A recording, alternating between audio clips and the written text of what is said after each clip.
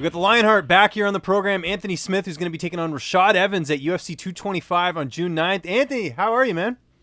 I'm good, man. I'm doing great. Awesome. And we were just talking off air. You're in Colorado right now. How's training camp been going out there? I know you've been spending a lot of time at Factory X.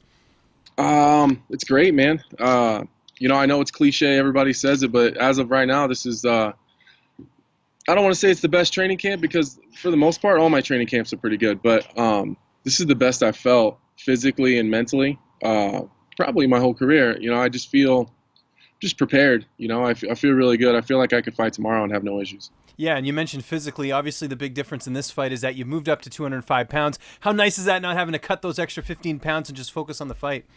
Man, it's amazing, and I think that's made the biggest difference. I'm essentially I'm fat and happy. I'm well fueled. I'm well fed. The UFC's doing a good job at the Performance Institute of really monitoring my weight, and actually we ran into an issue halfway through camp. I was getting a little bit too light too fast, which is a welcome problem in my world. So without the stress of worrying about my weight all the time and without constantly counting calories and now we're more focused on fueling me correctly to keep my weight maintained. It's been great, man, and my training has showed. I'm not drawn out, I'm not crabby, I'm not pissy. Surprisingly, I'm 100% injury free, which is a new thing to me. I almost kind of wish I'd banged something up a little bit so I didn't feel so weird about it. But I feel great, man. I couldn't be happier with how training camp is going as far as how I feel and the strides I've been able to make. And how did you come to that decision to move up to 205? And was it a struggle at all, or were you just like, you know what, now's the right time, let's move up? When I was on that 3-fight winning streak, that very first one of the win streak is when it first came into my head. The weight cuts were just getting so hard, and I wasn't out there posting on Twitter about how I almost died and crying about it all over the place and having everyone feel sorry for me. But within my team, we all knew that this wasn't going to last much longer, that I wasn't going to be able to do this too many more times. It's just hard to abandon the weight class when you're on a winning streak, So I made a decision right then that I would ride this shit until the wheels fell off, and they fell off in Brazil. It was the worst weight cut I've ever had. I got to the point where I started to feel like I wasn't safe anymore. Like, it's one thing. Everyone feels like they're dying. Everyone feels like it's the worst thing you've ever done. But this was the first time where I could tell I was doing real damage. And had I had to stay like that too much longer, or had another half pound to go, like I'd have done some serious damage. And I think, and I hate to say it, but I think a lesser man wouldn't have made the weight. And that's just not me. So as soon as the fight was over, before I even got on the plane to leave Brazil, I knew that I'd never see 185 pounds again. Gotcha. Yeah, no, that's good. You kind of realized that and made that assessment. Is there anything else you sort of take away from that performance against Thiago Santos? Obviously things didn't go your way, but you always learn more from a loss than a win. I agree. I think that I think that the weight cut. I'm not making excuses. Thiago's tough, man, and he's done that to several people. It's just he's a nasty body kicker, and he's explosive, and he's much faster than people give him credit for. And he's tricky. He's really tricky. He does a lot of things that people the average person doesn't see on film. And I didn't even see it. So he's very good, but I think what I went through the day before the fight really weighed on me mentally. And by the time that I got to the fight, I just didn't have it in me anymore, and I don't want to feel like that anymore. I made weight, and I couldn't even refuel. I couldn't even rehydrate. I couldn't do anything because I was so exhausted from the weight cut that I slept all day. Oh, really? So okay. I slept almost until the weigh-ins, for the crowd and for the fans, the public weigh-ins. I slept from the time I got off the scale until we had to go there. I was probably only 4 or 5 pounds heavier at the actual public weigh-ins than I was when I weighed in, because I had slept and I was so exhausted, and then my sleep schedule was all messed up, and then I was trying to fuel, and I just didn't have enough time to even get back to normal, even with that 30 hours. So I just need to be better. I need to be a better me when I get there, and I can't do that fighting at 185 pounds. I think that my ability to take damage, although it's it's pretty cool knowing that I can take a shot pretty much from anybody. I don't want to test that often. You know what I mean? Right. Yeah. I don't want that to be a habit. And I think that with the weight cuts and what I'm doing to myself during camp, I'm slowing myself down. I'm lethargic. I'm not moving. And I'm just worn out. I'm fighting a whole nother fight before I even get to the actual fight. So that was my big takeaway. I feel like I was in there with Thiago the whole time. I think it was a really good fight. I think the crowd enjoyed it. I got a lot of fans from that fight. I got a bonus. I got a new contract. So, I mean, as good as a loss can be, this is one of the better ones. It was a big learning experience. It forced me to do what I knew I should have done a long time ago. And I think I proved a lot to a lot of people that I'm here and I'm not going anywhere. I was going to ask you about the bonus money. What did you end up spending it on? Nothing specific, man. I just kind of hoarded away. Me and my family, we're not super extravagant people. I bought a pretty dope necklace and I think that's about it. Maybe I think I bought a Coach backpack. No, there you go. That's good. Better than what's the old school backpacks we used to wear? Old JanSport ones. Yeah, JanSport. That's what I was thinking. Yeah, yeah. Yeah. No, man. I bought everyone at the house something a little cool, but for the most part, we just sit on it. Let's talk about this matchup. Rashad Evans, you must have been pretty excited because one of the things you and I talked about in our last interview was that you had difficulty getting fights, and now you're fighting a former light heavyweight champion. Just were you surprised to get this fight at all? Yeah, 100%. Again, I don't want to put Rashad down at all because I think he deserves the spot that he's in. He put the time in. He carried a lot of stuff on his shoulders for a long time for the UFC. But so this is actually the third or fourth time that I've been offered Rashad. So the other 2 or 3, I think it was 2 for sure, possibly 3, but 2 for sure. We're at 185 pounds. For whatever reason, those fights, not on my end, but for whatever reason, whether it's his timing or not feeling the matchup or whatever, those fights didn't come together.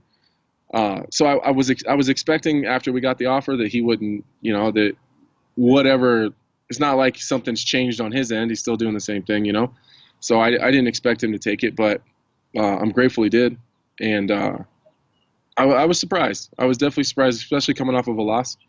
That was surprising for sure. I thought I'd kind of be at the bottom of the barrel again.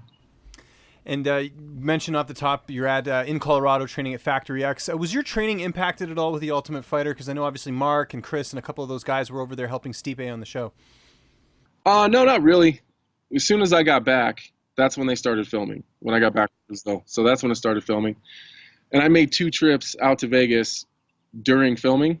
So I was able to be there for the filming of the show. I was able to get plenty of training in with Mark and Chris and all those guys. So it actually worked out that instead of just kind of sitting on my ass and hanging out, I just went out to Vegas. So I got plenty of training in. I got my time in at the PI, which is always a good time. So it didn't impact me at all. And training partners have just been primarily the same, Chris Camozzi, Ian Heinisch, guys like that, helping you get ready? Oh, yeah, man. Same people, man. And this camp has been really good. There's a guy there that's really, really similar to Rashad. And he even kind of looks like him a little bit. But so I've been calling Austin Jones Rashad Evans for the last 5 weeks. My own little homemade Rashad Evans. He's number one, he's tough as nails. You know what I mean? The dude is just so good. When he finally puts it together and mentally gets his game together, that dude's going to be a force for sure. But he's able to mimic what Rashad does, his movements, the way that he moves, and I feel like I'm prepared. We don't really get too specific with a lot of stuff. Obviously we're aware of what Rashad is good at, and we're aware of where he's not. And we kind of just attack it that way. I try to get better where he's not, and I just get better where he's strong. So, I don't really need an identical Rashad Evans, but I got pretty goddamn close. And who's going to be in your corner for this fight? As always, I'm always going to have Scott Morton, my longtime jiu-jitsu coach, Mark Montoya, and then my manager, Jim. Oh, great. Nice. Jim Walter getting some camera time. That's good. But no, I know he's good in the corners as well. Absolutely. He knows the sport really well. He's a great motivator. And he just helps get you where you need to be mentally. And I think a lot of people miss that part of the game. Jim's kind of like my mental coach. He gets me where I need to be, and Mark and Scott take over after that. How do you see this fight unfolding on June 9th? I mean, there's a couple different there's a couple different ways it could go. A lot of it has a lot to do with what Rashad's plan is, which it doesn't matter to me either way. I think everybody probably knows that. I don't really care. But, I just don't see later on in Rashad's career, he's not as willing to exchange in the striking game. You know what I mean? He's not, which is smart. Which is smart. As he gets older, you have to change your game to how your body's adapting. And whether he wants to admit it or not, Rashad's not 25 anymore. He's not 30 anymore. He's not even 35 anymore.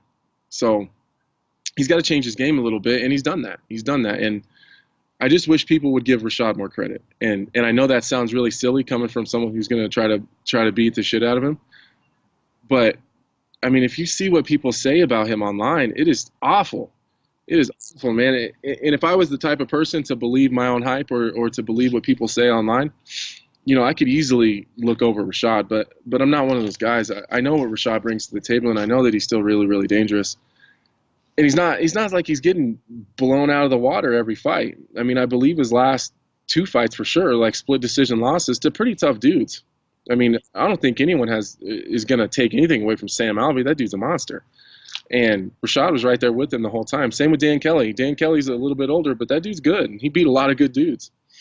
And I don't know who the other. I know Glover was one of them. I know he did lose to Glover by knockout, but you know what I mean? How many guys? Who isn't getting knocked out by Glover? Right, like how many guys have made it out of those fights with a fight with Glover and not gotten knocked out? It's not that goddamn many. So, that I think it's going to be a good fight. I just hope I can corral him. I know his movement is good. He has slowed down a little bit, but he's still extremely fast, especially at 205. He was fast at 85. So, I gotta slow him down. I gotta corral him. I gotta corner him. I don't see him pushing forward too hard. So, I think as long as I can defend the takedowns, which I think we've prepared for, I think I'll be all right. Where do you feel like a win over Rashad puts you? This is a new division, but it's a division that really doesn't have a lot of clarity right now, especially with, DC moving up and, who knows what's happening with some of the fighters. Where do you feel like a win sort of situates you? I think it puts me in a good place. I think that no matter what the casual fan says about Rashad, a win over Rashad still means something. And the UFC knows that, and the people controlling the rankings know that a win over Rashad means a lot. A finish over Rashad means even more. So I think a win over Rashad gets me a ranked opponent for sure. I'm not sure where that puts me in the rankings. I know that I was pretty close at 85. But, what I really wanted to do is to propel me to a main event in Lincoln. That's what I really want. There's that Lincoln, Nebraska card that's 35 minutes from my house. And I don't think that there's a main event announced yet, and I don't think that there's even that many fights. So if I can go in there and put a stamp on Rashad and get a finish and get out of it uninjured, that's what I hope. That's what I hope that Rashad fight gets me. That makes a lot of sense, and that certainly sounds like a good plan. And this is a stack card, June 9th, UFC 225. I mean, I just looked down the roster today. Some of the fights that are even on the prelims, like even yours, it's crazy to see how big this fight card is. Anthony, it's always good talking to you, man. I really appreciate the time. Just remind people where they can find you on social media. And if you have any sponsors or shout-outs, the floor is yours. My Instagram is Anthony Smith UFC, so jump over there and give it a follow. My Twitter is @LionheartSmith. And just want to give a shout out to everyone at Factory X, my 3 kids, my fiance. Icon Meals is doing awesome, helping fuel me for this fight. And my roommates here in Denver are pretty cool, Amanda and Nick Knaus. And that's it, man. Just tune in. It's going to be a blast. It's an awesome card, bell to bell. So